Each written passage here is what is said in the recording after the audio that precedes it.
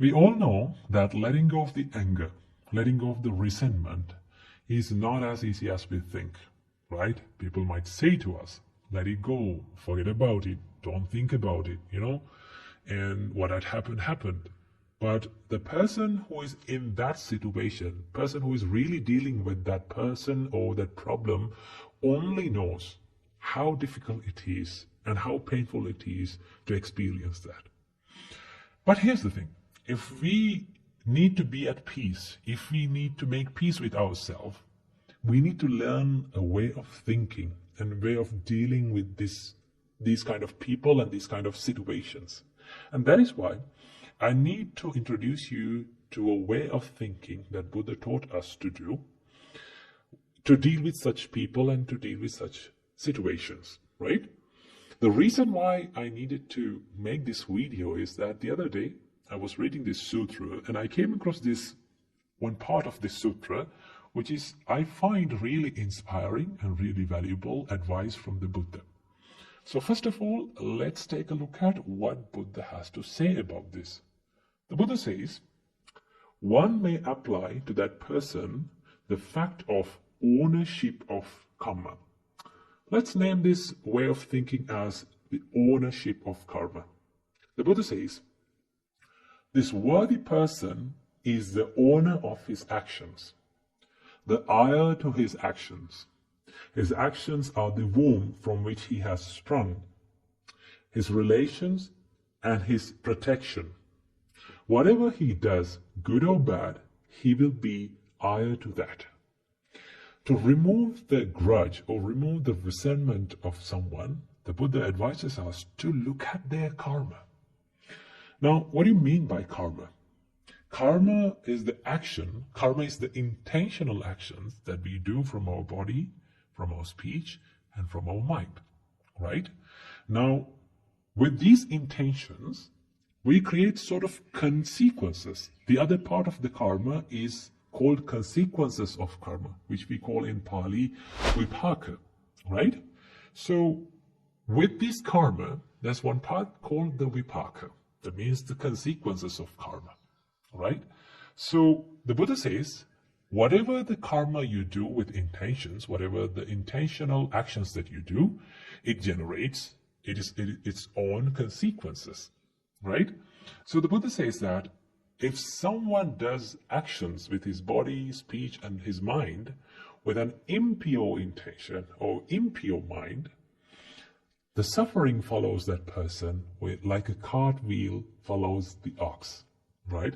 So in that case, let's say if someone is hurting you, right? If someone is hurting you and hurting your emotions, so that person is doing that intentionally, right? With that intention, he generates karma. Now, if you consider about that intention, you can clearly say that intention is not pure. It is an impure intention. So with impure intention, what generates? Impure karma. And when one generates impure karma, the suffering follows that person. So when you look at someone who is hurting you, you can think, okay, whatever they do, right now they're doing an unwholesome action, so they're going to go through the consequences of that action. And whatever I do, right, how I react to that situation, how I react to their expressions and their way of behaviors is my karma. Now, do I need to get intervened with their unwholesome actions? Do I need to collect such unwholesome actions to my life, such unwholesome karma to my life? Then you can tell to yourself, I clearly don't want that to happen to myself because I care for myself and I love myself. When you think about that, it's a great way of thinking about such people, right? So whenever you come across with a difficult customer, a rude customer, what do you have to do? Okay, you have to think, whatever the karma that they are going to collect is their own karma.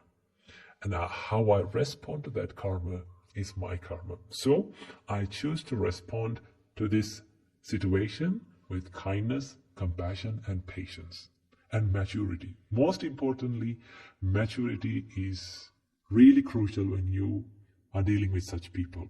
Okay, I always say to people that when someone is angry with you, when someone is yelling at you, be the bigger person. That means be someone who is bigger than that person's qualities, right? Be someone who has bigger patience than that person. So when you face such situations with patience and maturity, you can deal with such people in the correct way, and also you can let go of that anger and resentment with time, right? I know most of the time you will not be able to do this as quick as you want, right? Although you may need to let go of the anger quickly, it won't happen. But it's okay. Take a good time to let go of the anger by thinking like this, right? So let's say you're going through a difficult situation and someone is angry with you and you are angry with them, right? You hold on to this grudge and resentment in your mind. Then what happens to you? The more you hold on to it, who is the person who is going to get hurt?